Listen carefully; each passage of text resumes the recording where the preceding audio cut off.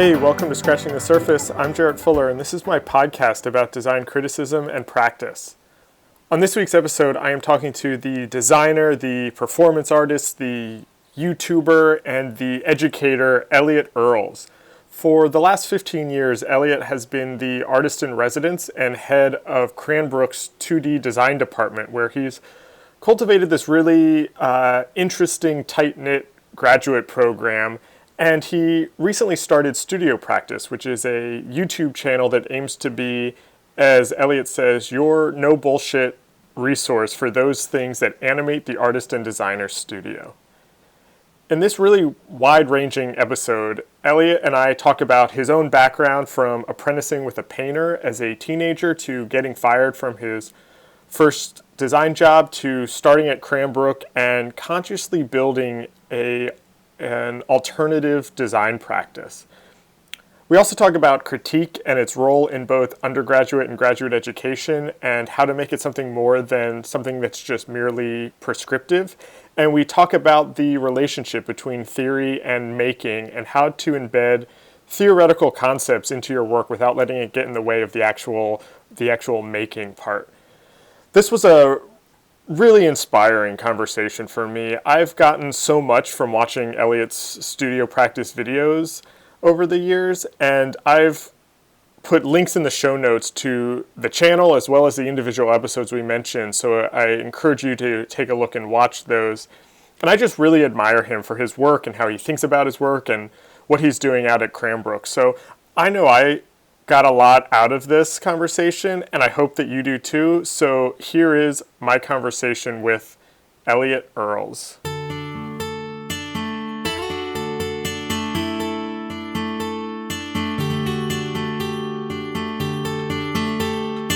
I've been following your work for quite a few years now and kind of know you as a designer, but also as an educator. But I don't actually know a lot of your kind of background information or how you actually got into design. And I know you studied graphic design in your undergraduate, right? Yes, I did, yeah. And so what I'm curious about is, were you thinking at the time that you wanted to be kind of a classic practicing designer, or what were your interests when you were that age, or kind of what were you after? Yeah, when I was about 16, I was much more athletically inclined, or interested, I should say, than academically. Okay. And so I ended up being very interested in art. My mom, mentioned to me that graphic design was a way of making money as an artist, among other things. Right. And to make a long story short, I ended up apprenticing, and that's a pretty accurate word for what I actually did with a painter who taught at the Baker Hunt Foundation in Covington, Kentucky. I would go to his house, his brownstone in Covington, about 3 days a week or 2 days a week from the time I was about 16 through college. And he was a college professor at times, but he was primarily a painter. And so he taught me. We went over in a very conversational way, but a very intense way, Arnheim's art and visual perception, traditional oil painting techniques like grisaille and glazes. And I was actually, I was painting and making work. And my mom's goal was to have me put together a portfolio to get into a graphic design program. So okay. So from the jump, I think that my entry points or my primary perspective on graphic design was really informed as an artistic practice. Right. So did you know that this is something that I think about a lot, where I went into my undergraduate education thinking that I knew what graphic design was and what it meant to be a graphic designer, and then I started working, and kind of all of those preconceived notions kind of fell away, and I realized that it could be all these other areas of practice that I wasn't aware of. And I'm sensing that maybe you had the opposite of that, where maybe you didn't have those like, did you know what you would be doing or what that meant at the time? Yeah, I mean, I feel like in undergraduate school I had a pretty solid foundation. I did find myself becoming very, very frustrated, and I think that the reason why is because there was a real emphasis on building, foundational skills, and I was always looking at projects and attempting to kind of redefine them based upon my own interests. And so, I guess what happened was that I tend to be, a very ambitious person. So when I did find out, when I began to find out what design culture was all about, I set my sights on trying to identify what I thought the kind of most prestigious, best New York design firms were, and attempted to work for them. I think that my experience within commercial design, to answer it in a more succinct way, was a series of, I guess, disappointments when confronted with the kind of commercial realities of the field, with regard. I mean, in contrast to what I hoped that the field would be. Yeah, and was that? I don't mean to kind of project onto your story or what you may have been feeling at the time, but I'm wondering, was that kind of coming from this artistic background? And I know you've talked a lot about kind of authorship and the designer's voice within their work. Were you just feeling that you weren't getting that, or kind of what were those frustrations? Well, I think there was a frustration initially where I graduated from school, design firms have to make money. They have right. Staffs, and as a junior designer, I consider myself incredibly idealistic, to a fault in a way, and so I found these disappointments just being that the level of compartmentalization of the field, and then also just how in to some degree, at least in my experience early, how unambitious intellectually, how unambitious I felt, that at least many of the commercial experiences that I had were, not all of them, mind you, not all of them. I don't know if I'm answering in too oblique of a way. I'll just give a two sentence thing, which is that I got fired from I got a job at a pretty great New York design firm, and was released as a 23-year-old 11 months after taking the job over, and it was in part because I had a level of incompetence to me. I mean, I think it was competent in other ways, but a level of incompetence to me, but also my unwillingness, I think, in ways to see the type of work that oftentimes is necessary to be done in a firm as interesting. Now, I think that a lot of that was arrogance that I don't believe that I possess any longer. I think that's both been beaten out of me, and it's matured out of me. Do you know what I mean? Which is that I get it, Yeah. No, that's interesting. So is that, I mean, that does start to kind of answer what I was kind of thinking about, which is I'm just kind of wondering where I listened to an interview that you had done kind of in preparation for this conversation, and you had mentioned in that you kind of see your work as kind of having these three tenets, and there's the commercial work, there's the education kind of practice, and then there's what you called experimental work. Yeah. And I was curious kind of where those came about, but it sounds like you kind of always had an interest in all of those from the very beginning. Oh yeah. No, I remember, I remember distinctly being in a two-dimensional design class in undergraduate school, and being extremely frustrated by the manner in which the instructor, the teacher that I had, was really attempting to kind of rein in what I wanted to do. And my goal with my students has always been to allow to have a set of objectives that a set of very concrete objectives that are really important and principle based or foundational. As long as those things are accomplished in the course of any project, then I believe that the nature of powerful education is to light a fire, to light a fire in the students.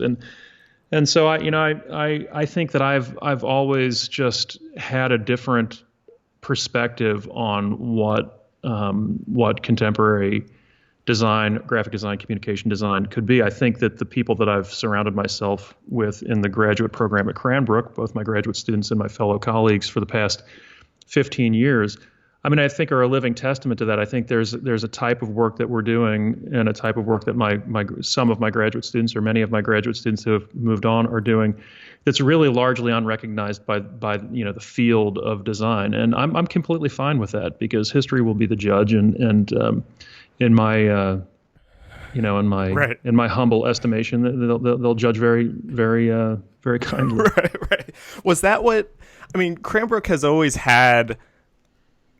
I feel like has always had that kind of reputation. Is that what attracted you to them from the beginning? Is why you kind of even wanted to go to study there?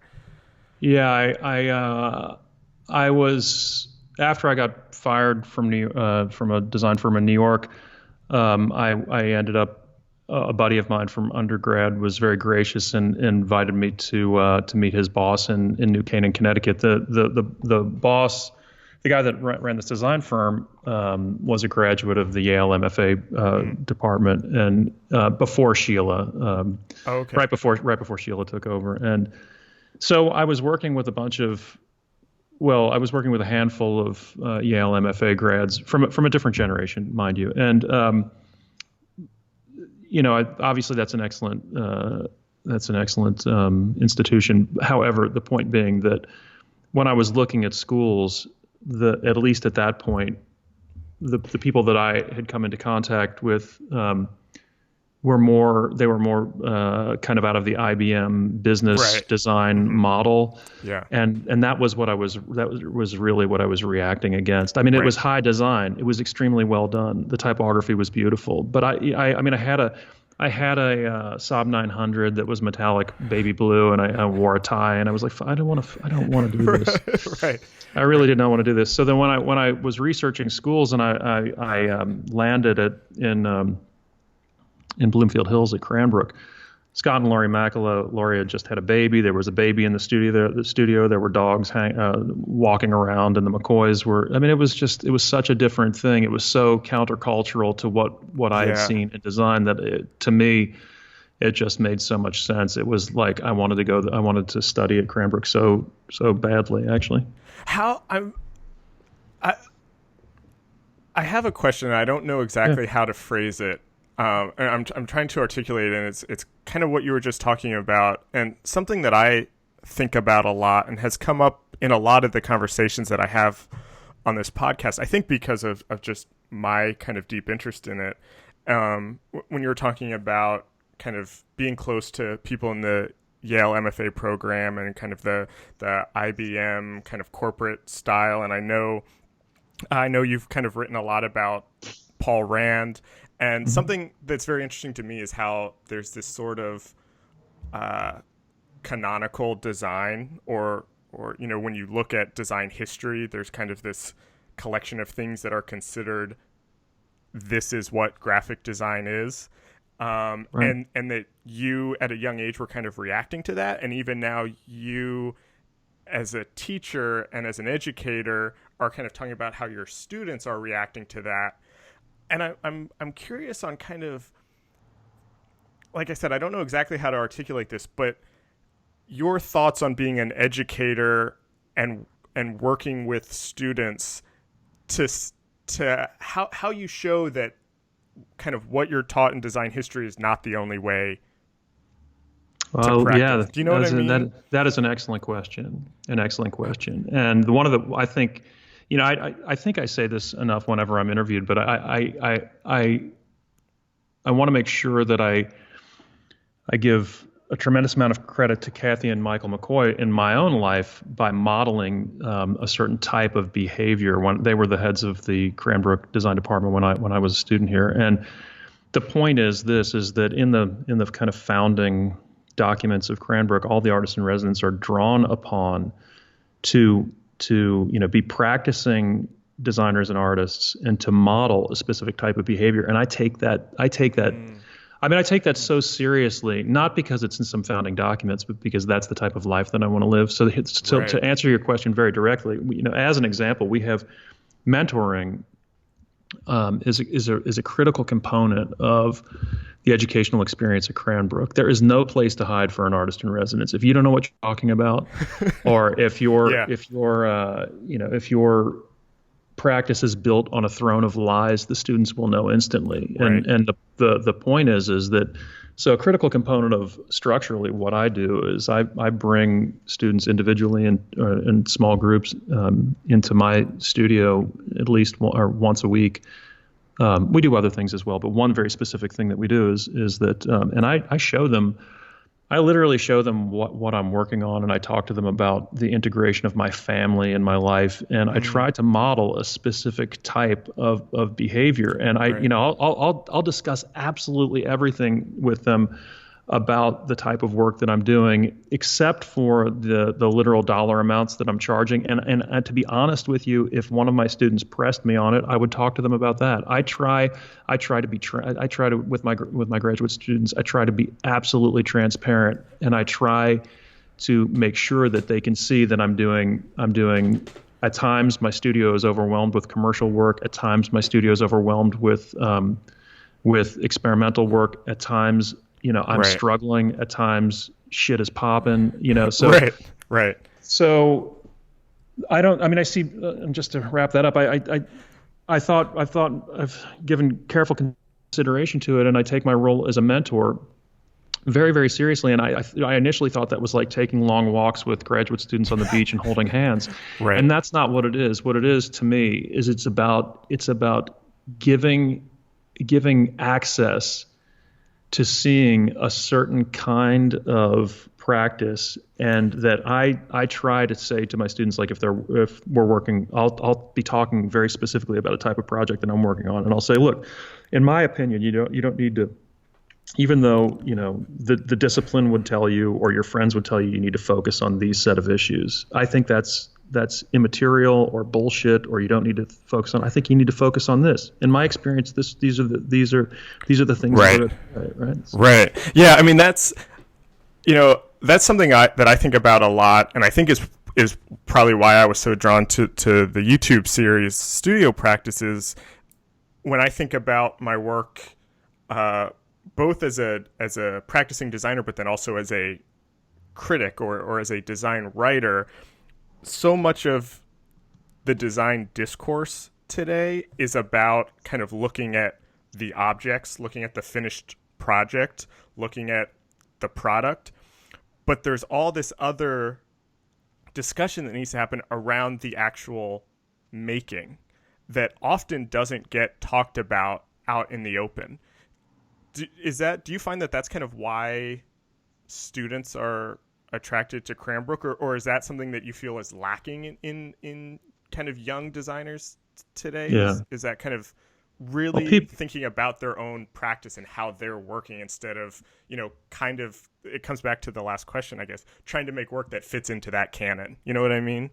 Yeah. Needless to say, I think if I have a public reputation within design at all, I think it would be that, at least in part, a critic of contemporary mainstream practice. And I think that's a major component of it. And I think you could find plenty of graduate schools that focus on end results, and they focus on them well. On them well. It's totally fine. I mean, look, I'm obviously, I think I'm doing the right thing. I believe in what I'm doing, but I don't think it's the right thing for everyone. But to try to disambiguate, for lack of a better word, your question. One of the big issues is that the form that the work takes, to my mind, is inextricably linked and flows inexorably out of kind of the fertile soil of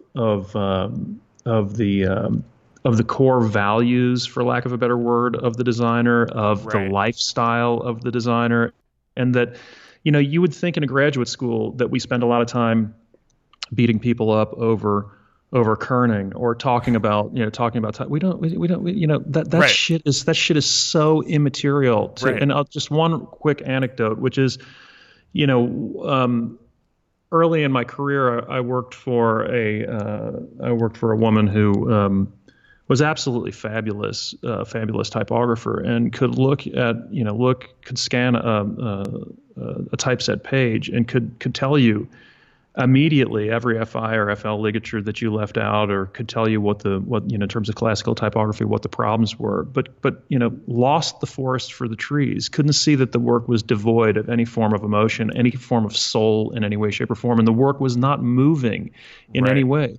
So, those foundational components of graphic design, and I really hate to say this, but in my opinion, it's true, which is that if you think about what you learn in undergraduate school, when you take away and look, I didn't party. I really didn't party at all. I was really serious, but I wasn't a partier. But if you take away all the partying, all the fucking, Right. all the 18-year-old excuses that you come up with, and you compress all of your actual core curriculum graphic design classes down, you could learn the foundational components of the graphic design discipline in about 6 months if you're an adult. You know what I mean? Like, so Right.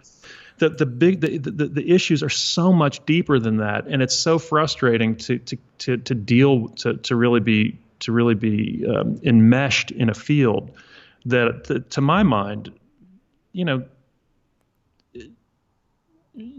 level of Yeah. discourse is sophomoric. Yeah. Yeah. I mean, we are speaking the exact same language here, and I feel like that's been a lot of kind of what this podcast has become in a lot of ways, is a bit of my journey in realizing, as being that undergrad student who was, in love with being that guy that could kind of, pick out the different typefaces when you're walking down the street, or to, make fun of the kerning between letters, and then just realizing that that's something that anyone could learn very easily, and that's not actually where the interesting part of all of this is. That's right. And so, and that kind of revelation that the form of something is not just style, is not just this kind of surface level decoration, but is actually a container for all of these other ideas that the designer, that culture, that politics, that That's right. all of that bring into the work itself. That's right. Yeah. Absolutely. Do you find? I have kind of a two-part question, and I hope that this is not oversimplifying things, but I'm interested if, and I get that I see very, very clearly that that's kind of how you approach your own work, and how you approach kind of teaching and educating also. I'm curious if the students who come into your program, are they already thinking that way, or is that something that you kind of have to nudge them towards? Yeah. And then if they're not thinking that way, is that kind of a shock, or do they have their own revelations to kind of opening up to this new way of thinking about their work? I would say that I believe that my department, that the Cranbrook 2D department, draws students who are aware of something strange going on, and most of the students who study in the department, they are highly informed about what that is. So they'll either, and I encourage people to do this, and if anyone's listening, that that fly to Detroit and talk to my assistant, make a meeting with me, and so most of the students that are here have done their research fairly well. Now, I would say that you hear over and over and over and over again about a kind of shock that inevitably sets in sometime in October, where they don't know really what's happening. They can't figure out whether anything's happening. Right. And so I think it's a combination of, I really do think it's a combination of both. I feel like I have some really informed students about the process, but as an example, the Studio Practice YouTube channel that I started, I think there was some concern. There was some concern at one point from friends about giving a window into a very private process. Oh, interesting. I never thought about it that way. Yeah. It's like public sourcing of the right. Like that's what people go to Cranbrook for, and you're just kind of, giving pieces of it away. Well, yeah, and I think that I don't see it that way at all. I as a matter of fact, I think that there's the possibility for misunderstanding the many of the videos as much as there are now I'm not trying to do that, mind you. I'm trying to not be an academic douchebag. I'm trying as hard as I can to speak clearly and to communicate ideas in a way that I would hope is motivational and not transparent, but is clear. And so, but I do think that those videos give some insight into small portions of what we're doing. But I think that a lot of it really can't be contained by 7-minute segments. Right. Let's.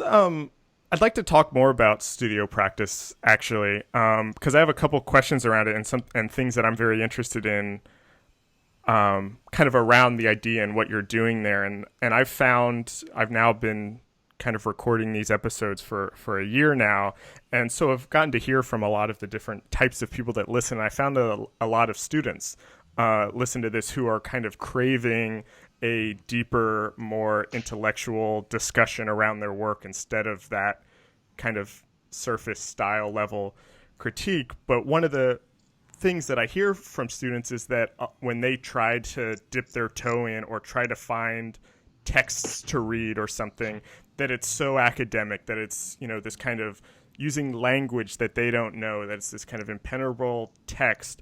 And that's something that I think is very appealing about what you do, is that you're pulling from a lot of these people, but presenting it in a very accessible way. Was that a very conscious decision that you were going to kind of, break down these philosophers and theorists to really connect it to the work? Yeah, but you're right. And man, I feel so passionate about what you just said, dude. I mean, I'm going to try and contain myself, which is that there's a recurrent motif. There's a recurrent idea in those videos that evidence, and this is really, really, really, really important, evidence of intelligence can be found directly in the work. Right. Yeah, I think that was your first video. I think you had that. Yeah. Aside from language. I believe that academia in most instances can almost inevitably produces a kind of narcolepsy. It induces in the academic sleep and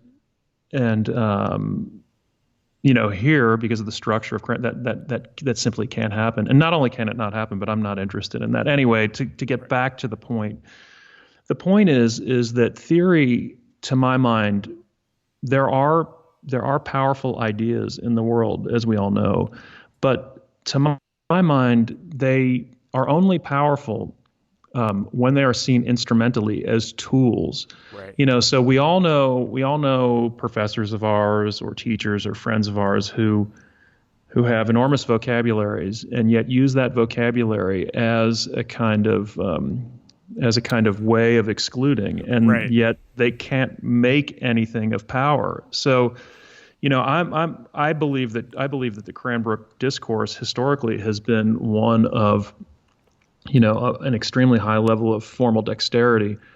Not to pat myself on the back, but I believe that about just to be frank about things, I believe that about myself. And I'm trying to communicate both to my graduate students as well as to, a broader audience, that powerful ideas are powerful, and you can test for them if they have an effect, if they have some kind of effect in the work. So Right. yeah, I really have a problem with academic language for academic language's sake, because again, you judge in art and design disciplines, and I think this is a very unpopular thing to say, but judge a teacher based on their work, Right. judge a teacher based upon the things that they produce.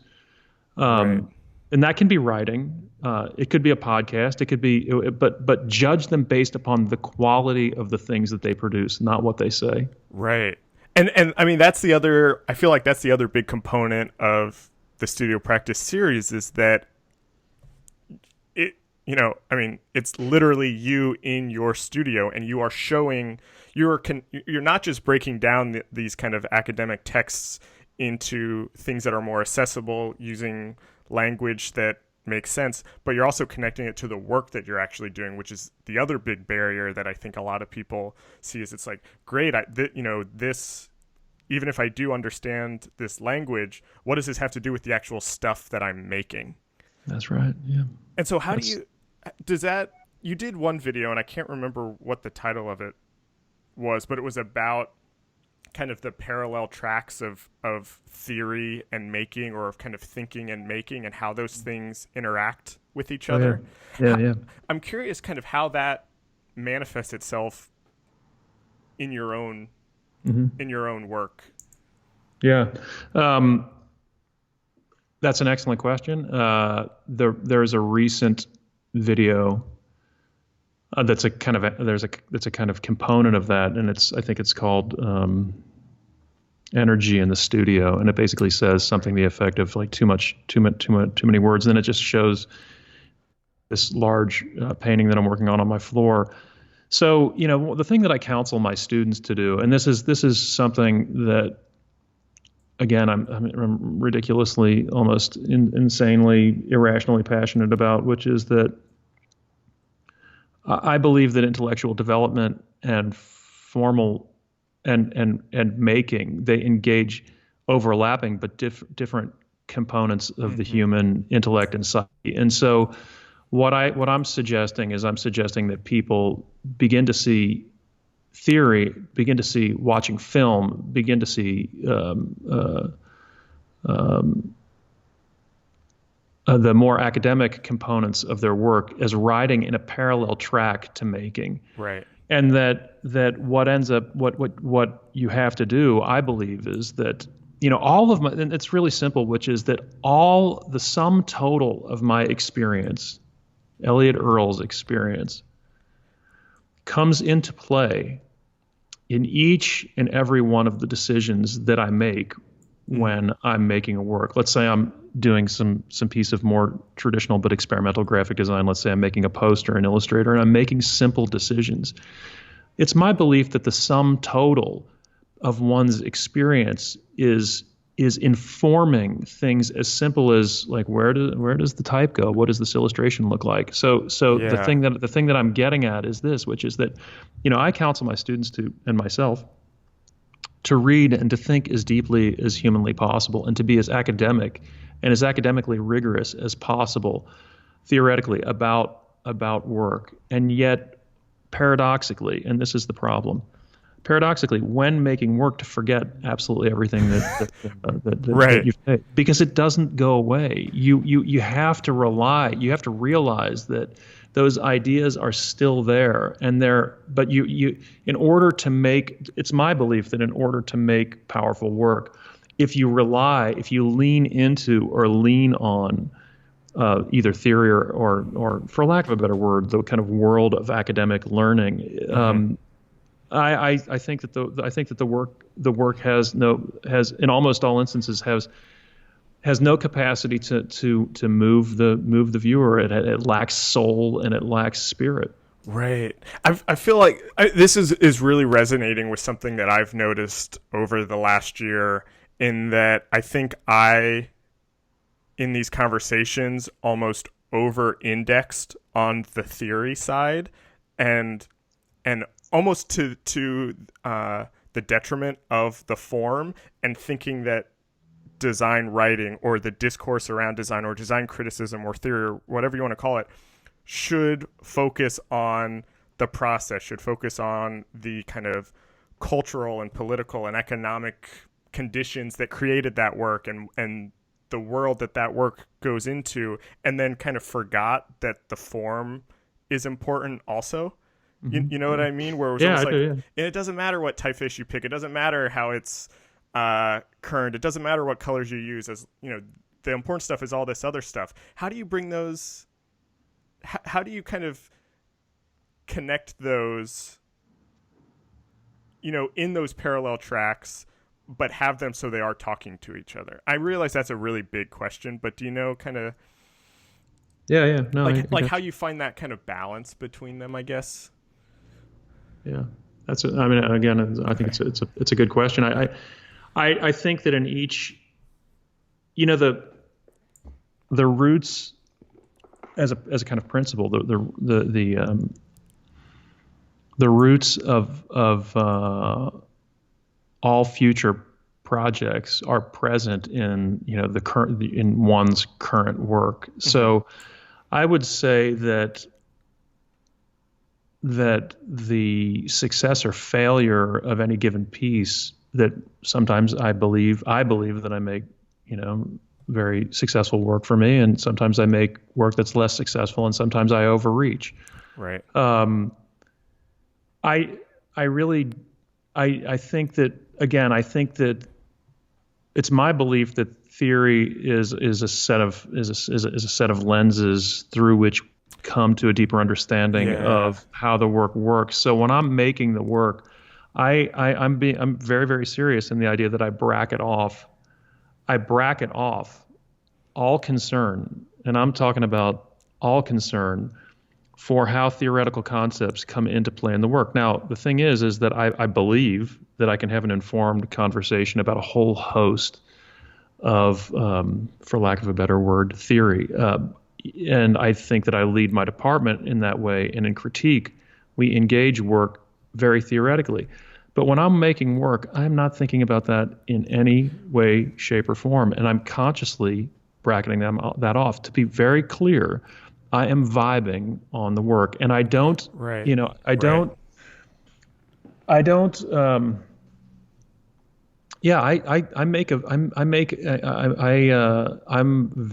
disciplined about switching off the critical voice of judgment while making work. I'm not, you know, I watched early in my career, I watched a colleague, a fellow young junior designer at this design firm that I was working at. And, you know, it took him, you know, this was one of these apocryphal stories, or that it exemplifies graphic design proper that drives me insane, which is, you know, he had all this swatch book of PMS colors out, and was selecting, you know, he spent 3.5 hours trying to decide between a kind of shade, the infinite shades of PMS color. Right. And I just thought, this is just wanking. You know, it's like this is a bizarre form of procrastination and fear of failure. Pick a fucking color. Right. I want to kind of use that and kind of what you were just saying to connect it to. I've heard a lot about the Cranbrook critique process. Mm-hmm, yeah. And so I guess first I was wondering if you could just kind of explain a little bit about how that works. Sure. And then I'd like to kind of connect that to what we were just talking about and how that kind of filters into making work. Yeah. Well, you know, over a 15-year period, I've had a front row seat to develop, to both critique, right, and to experiment with critique in a way that almost no other institution can do. And what do I mean by that? I mean that there's one, for lack of a better word, faculty member per discipline there are 15 students total. Okay. And there are no classes, and there are no grades, and the curriculum is at my discretion. And the point behind that is that it is a dynamic system. Nearly any other institution, what you'd have to do is, you'd have to run changes up the flagpole with either at the very least with your fellow colleagues, but with the administration. So I've had an opportunity to manipulate the actual way that we critique work in a very specific, in a very tangible, very real, very material way, and to see what the results of that are. So, just simply put, in most undergraduate programs in art and design, particularly in architecture, critique is seen as a form of defense of work, right, where the student, and I find that, frankly, I've given my children this, my actual children, my word that I'm going to stop swearing. So I want to use the BULLSHIT word, but with the FUCKING on the front. But I think that's just a load of garbage. Not just garbage, but I think that what it ends up doing is it ends up placing that form of critique, which is so prevalent across our culture, and that you would find in almost every graphic design school on planet Earth, at the graduate level, and I'll talk about the undergraduate level in a moment, is really what it ends up doing, to my mind, is it places the emphasis on a linguistic armature talking that resides alongside the work. And that I see is hugely problematic. Now, on the undergraduate level, it's my belief that critique doesn't happen at all. And I'm talking about at the finest institutions in America that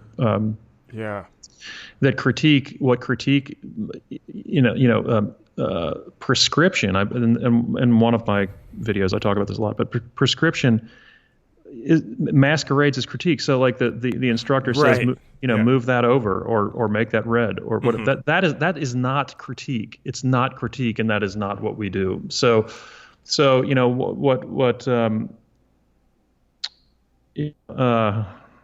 don't know if I'm answering your question. Yeah, you are. So I'm wondering, and this is bringing up a lot of other questions, but I want to finish this thread before I ask the next question. So how does it then work at Cranbrook? And I've heard stories from various people about, kind of multiple days, and people write kind of responses, and so like, how does that kind of fit in to what you're talking about?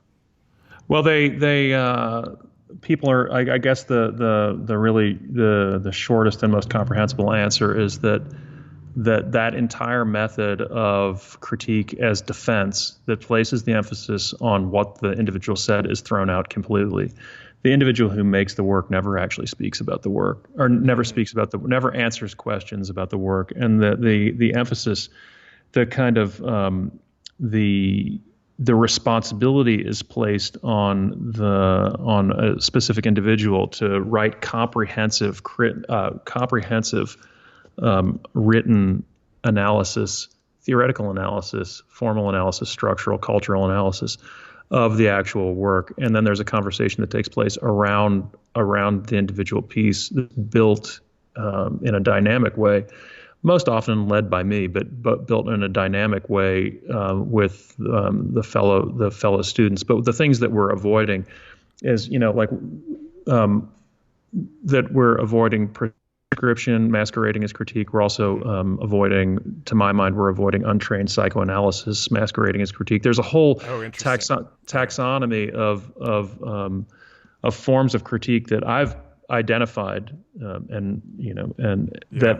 that are at play in art school that I don't believe actually do that, are effective for critique. And it's interesting because I bet the person who's writing the response of the other student's work, that's helping the other student who made the work, but then also in that process of kind of deep looking at someone else's work, that's then also filtering back into their own work. Absolutely. Well. And I mean, absolutely. And, one of the things that one of the biggest problems that I have with contemporary design practice is, and it overlaps with our critique methodology, the method, the kind of classical design methodology that I learned in undergrad has a real value. So when I'm about to attack it, it's not that I think that there's no value. Right. I acknowledge that rationality and that the method that I'm about to kind of simplify right. has some value.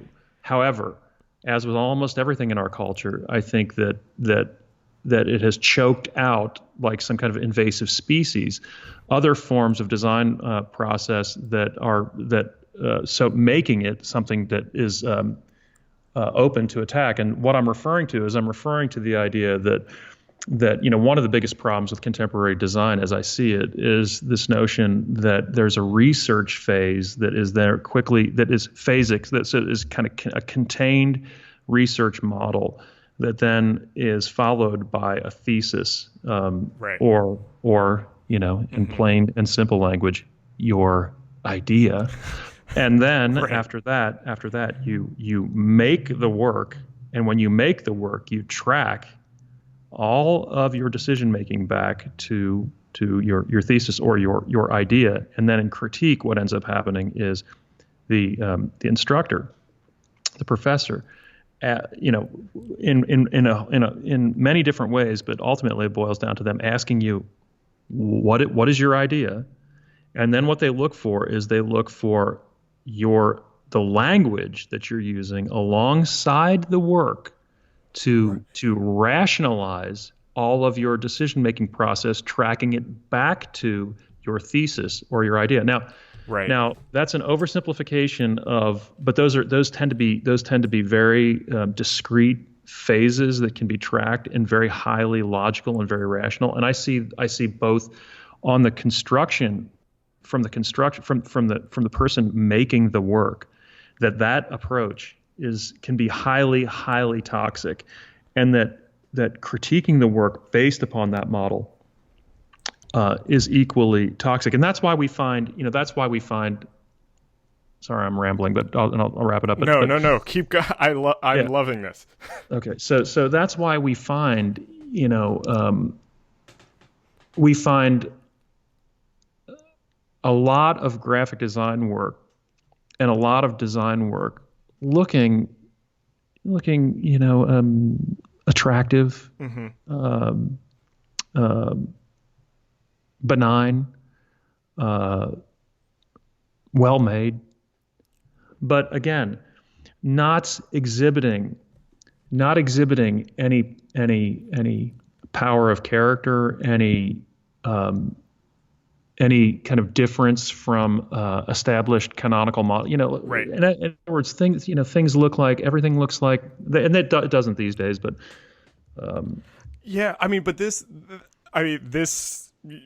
I'm loving everything that you're saying, and this is really connecting a lot of different things that I've been thinking about, because something that's been on my mind a lot, and I'm kind of curious to hear your take on this now, because I haven't connected it to the critique process the way you just did, is how style is kind of the easiest thing to copy. And so, especially with students, but I think you see this with designers at all levels, and I'm guilty. I'm not excluding myself from this. Want to be seen as a certain type of designer, or want to make work that is seen as like postmodern or modern or whatever, and then it has no connection to the process or to the ideas at hand. But it's like, I want to make work that looks like Experimental Jet Set or Metahaven without kind of any of the stuff that happens behind that. Yeah, I have no problem with progenitors. I have problems, and I've spoken about this in one of my things, but I have problems with progeny. I have problems with children, not fathers and mothers. And right. I think the thing is that when people come into my department and their character is such, and I believe it is a character issue, is such that they desperately want to belong.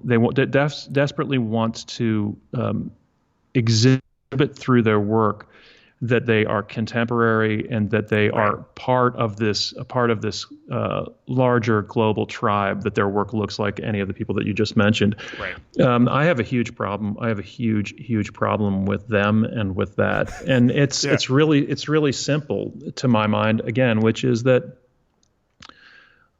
think about in any other art form.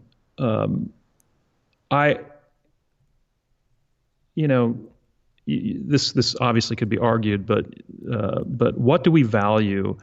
We value the originality of Prince or Radiohead as an example. Right. And at the point where, one of the things I speak about to my students over and over is at the point where, your work attempts to look like Metahaven, what you're doing is you have written yourself specifically out of any critical conversation about being excellent, being a baller, being right. I don't want my work to look like not just look that way. I don't want to. I have zero interest in having my perspective and my students' perspective come from anything other than their own unique viewpoint on the world. And I think it's really simple, which is that kind of ideology, that kind of thinking of I want my work to look like the latest hip design trend is such a toxic ideology. But I think the thing that most people don't realize, and I just said this, so I'll shut up, but the thing that most people don't realize is that what it does is it places you in such an inferior position to the thing that you're aping. Right. That it's I would like to think that both I have more self-respect than that, and that my students are more ambitious than that. Do you know what I mean? Like you should want to stand on your own. You should want to stand on your own 2 feet. Yeah, and as you were saying that, it reminded me of the video where you talked about this, which was the one I think was about Dutch design, which actually I think is probably one of my favorites that you've done. But the reason that I brought it up is because I had never connected it to the undergrad critique model that is so often prescriptive, and that there are all of these rules that you follow to make good work. And I think you see this in everything from the kind of aping of contemporary styles to even contemporary graphic design writing and criticism that is so often still using a kind of international style Bauhaus as the framework against which everything else is judged. So that's why you see when a company redesigns their logo, everybody has an initial reaction to that because of that kind of prescriptive critique, which I don't know if I've ever connected those so closely, but I think it's funny about that video, which is that YouTube demonetized that video as being I don't know if they didn't characterize it as hate speech or anything, but I found the whole thing absolutely ridiculous. And that video, I think I get people. I mean, I have absolutely zero interest in, what Dutch design as a kind of umbrella term is about. Zero interest. That does not mean, and this is incredibly important. And I thought that my video went to this place, which is that doesn't mean that I don't respect, the individuals who have labored to create that culture. I do. It's just that the global fascination with Dutch design is a toxin. It's an absolute toxin. And, I have zero interest in that. And not only do I have zero interest in it, I have a flagrant disregard for it. And I try to cultivate a flagrant disregard for it, not only in my students, but in the culture that I associate myself with, because of the fact that it's not my history. Right. It's not my, and I don't have access to that, and I'm not interested in that, and I think that like the idea that like, I want to be a Dutch designer, it's like, okay, yeah, whatever, have fun with that, Right. I mean, and the thing that I liked about it though is that's, Dutch design is what's kind of looked at as what everybody wants to be right now. But I think you could apply that to anything. And I've taught some undergrad classes, and I've seen students and even, practicing designers who, will say, I want this to look like a Russian constructivist poster, or I want this to look like Vignelli, or, anything, with missing that all of those things were coming out of a particular place and time with a particular set of ideas that often don't have any relevance to the project at hand, today in 2017. That's right. That's absolutely right.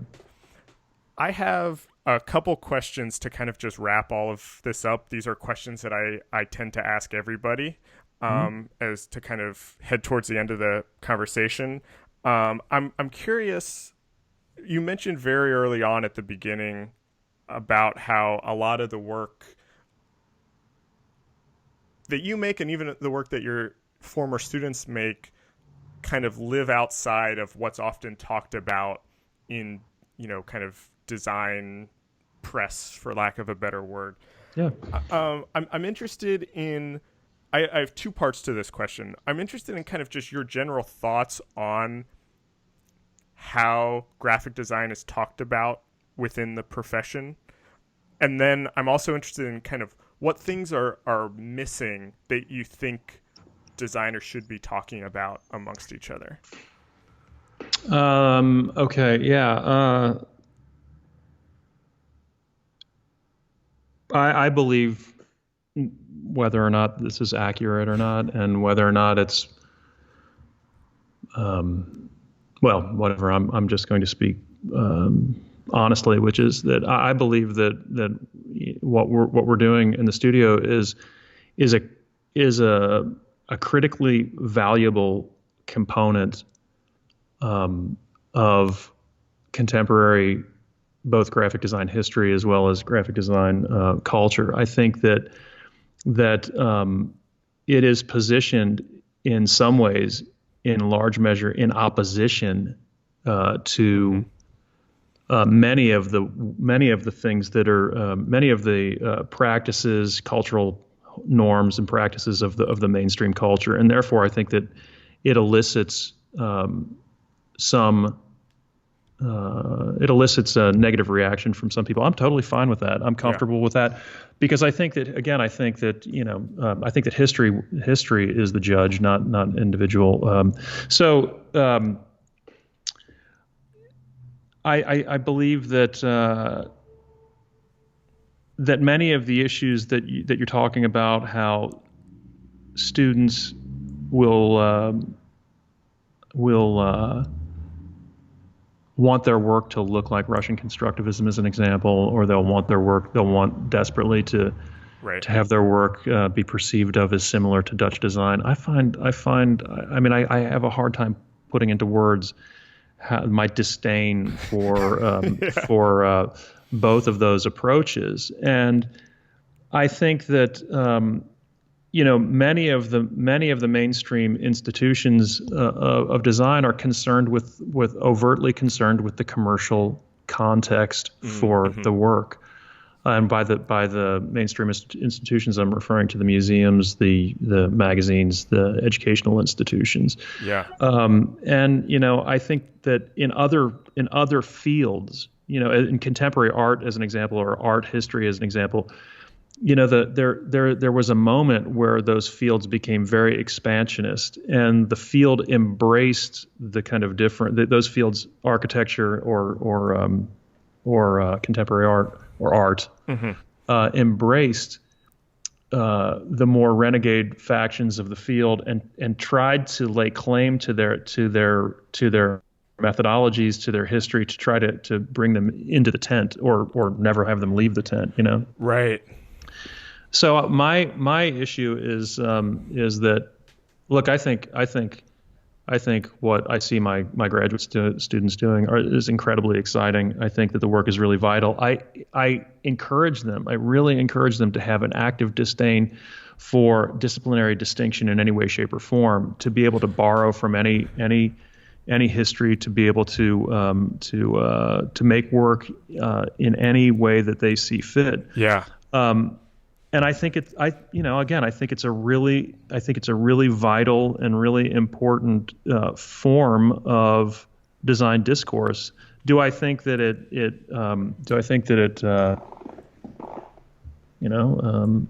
fits in perfectly or rubs people the wrong way? I don't think. I think it rubs some people the wrong way, but for good reason. Yeah, it's calculated too. Yeah, yeah. I mean that leads into what my next question was, which I don't know the exact way to ask it because because it was kind of exactly what you were just talking about, of these distinctions between fields, and that's something that I've always enjoyed about your work, is that you kind of move between these different things, from things that are very kind of clearly graphic design to things that are more sculptural or performance.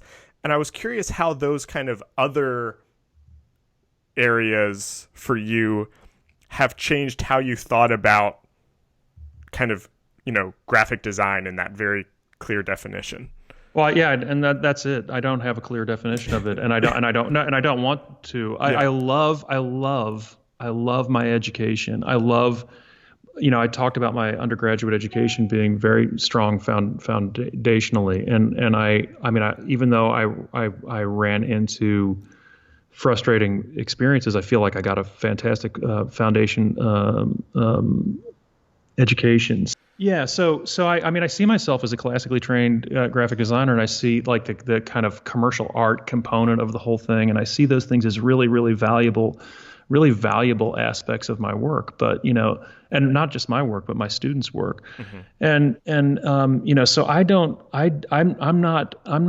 I'm not bound to disciplinary distinction in any way, and I don't think it's a really important thing. If you fire up YouTube as an example today, or Vimeo maybe, and you look at the cultural production that we're looking at, it's hard to tell whether or not almost anything was produced by some kid in China, or whether it was produced by a multi-million-dollar advertising agency. Disciplinary boundaries have eroded completely. One last thing, and this is going to sound like I have a chip on my shoulder, which obviously I do, but so just I just saw a lecture by a colleague that was talking about how performative.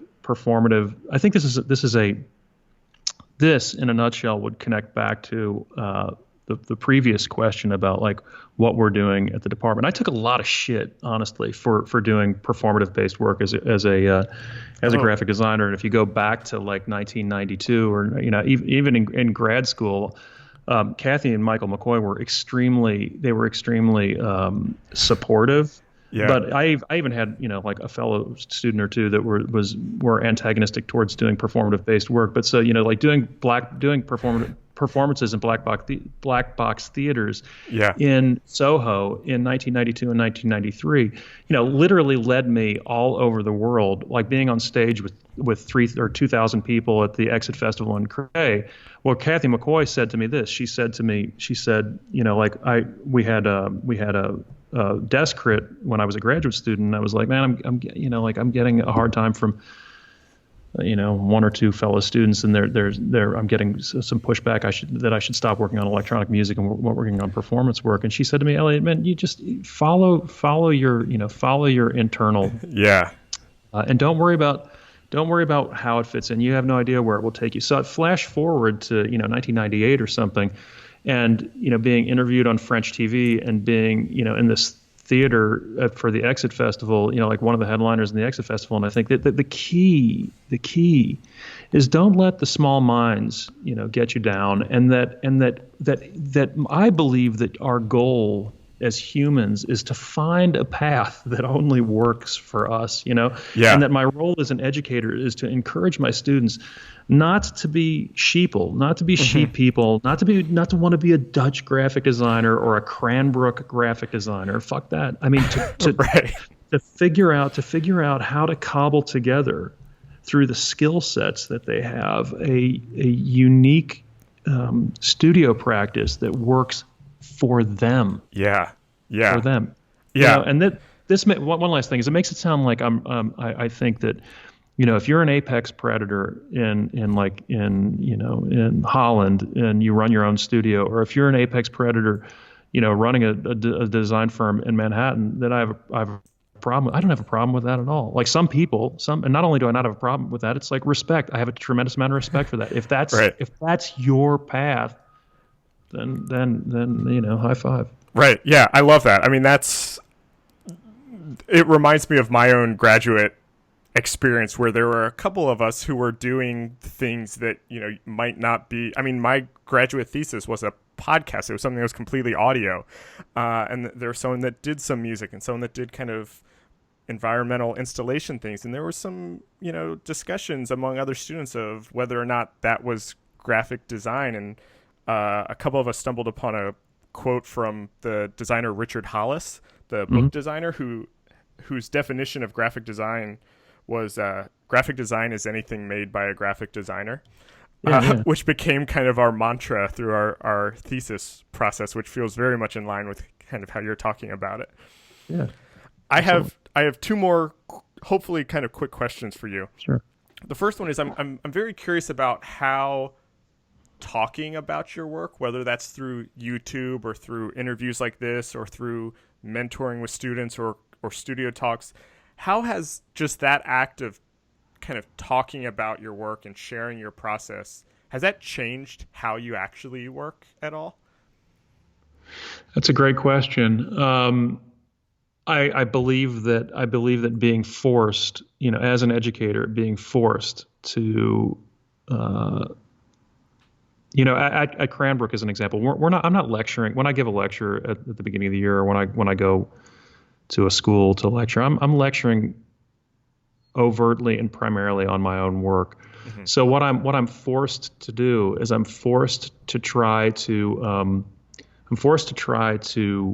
communicate what I'm doing and how it's working. Now I see a lot of artist and designer lectures, a lot, and sometimes I'm staggered. I'm absolutely floored by how little effort went into the lecturing process, into trying to communicate to the people. Now I'm not wired that way.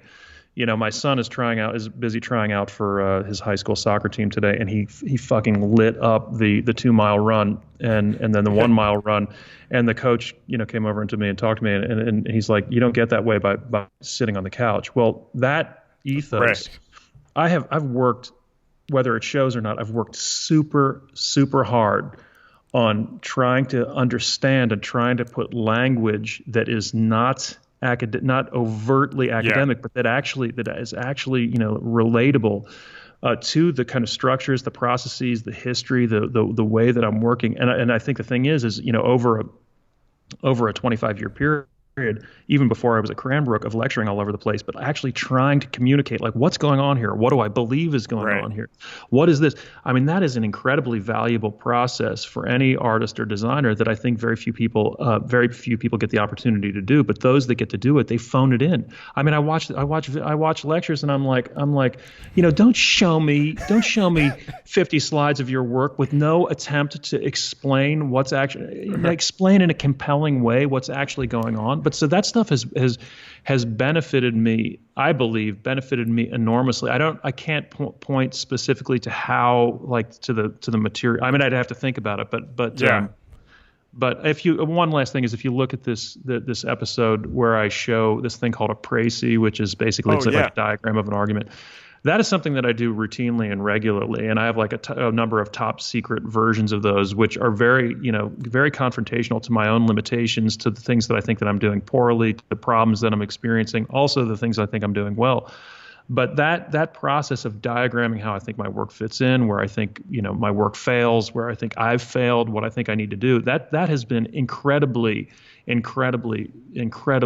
powerful. Oh, interesting. Yeah, I loved that episode. I didn't even think about kind of doing that, just kind of personally even is a great idea. Oh, yeah. My last question is a two-part question, and you've kind of covered bits of it throughout, but I'm curious, who are the people that have, whether that's, artists, designers, writers, or even, books or works of art that have really influenced the way you think about these things and the way that you kind of work in the studio. And then the second part, which is kind of related, is just who are you reading, looking at now, who are currently influencing you? Yeah, that's an excellent question. This is always the hardest question. Yeah, I know. I know. That's why I save it for the end. Yeah, because whenever this comes up, it's just like my mind draws a blank, which is crazy because the fact that I'm reading all the time, and I'm also, I'm a voracious consumer of media of all varieties. YouTube, just for the kind of cultural. Mm-hmm. I mean, it's funny. I'm a huge fan of YouTube, but not because I'm producing a YouTube video, but just because of the fact that it's, the structure of the media. Right. In terms of influences, something that I think often catches my students by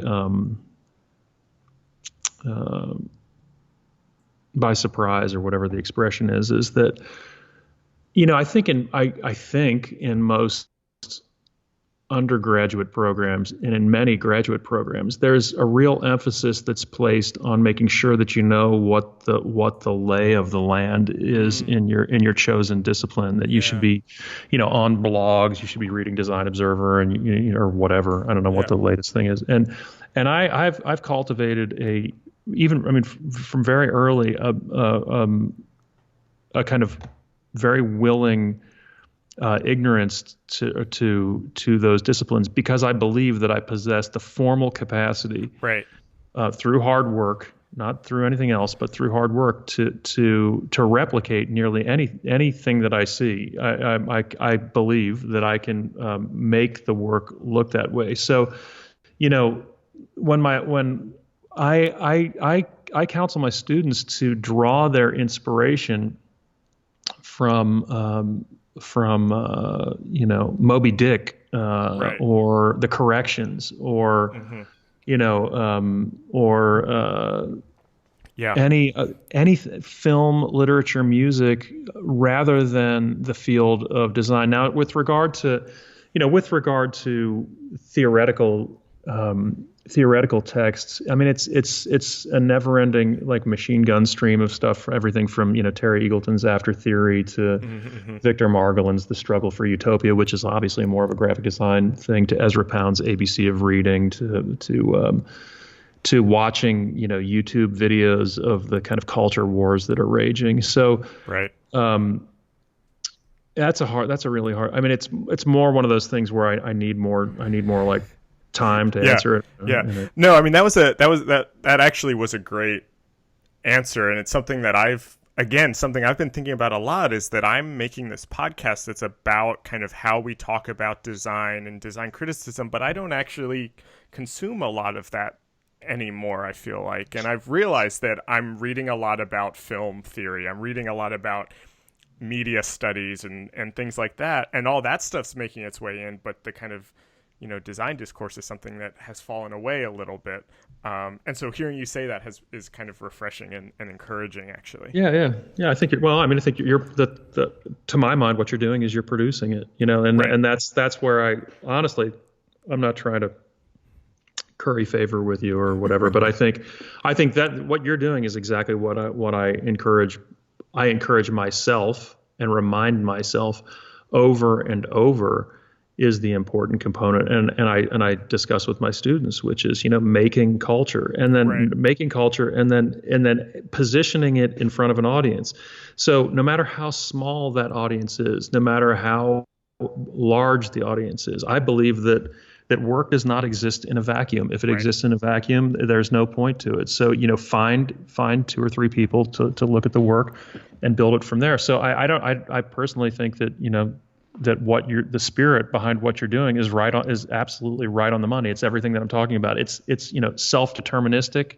Right. It's an expression of your own interests. You're curating, you're not only curating, you're writing, producing, composing, the whole thing. That's exactly a variation of what I'm referring to. It's your path, man. And I don't think that even though you're talking about the inherent paradox of that, look, it's a design. It's right. At least loosely based on design, so you should know something about it. But I think, maybe you don't need to. Maybe drawing your inspiration from other areas, because you're producing design culture. Right. Yeah. Yeah, man. Yeah. Thank you so much. I mean, that was very nice, and that means a lot. And thank you for this conversation. Also, this was great and was so interesting and inspiring to me. I've been wanting to talk to you we've been trying to schedule this for a while, so I'm glad we yeah. finally got to do it. This was great, so thank you so much. Well, I want to thank you as well. I mean, really for initially reaching out. I'm a fan, and I think more power, man. Stay on the grind. I think that you're doing a great job. So thanks for actually inviting me. I really appreciate it. This episode was recorded on August 10th, 2017. Our theme music is by Andy Borgasani. We're on Twitter and Instagram at Surface Podcast. You can find us on Apple Podcasts and SoundCloud and at scratchingthesurface.fm. Thanks for listening.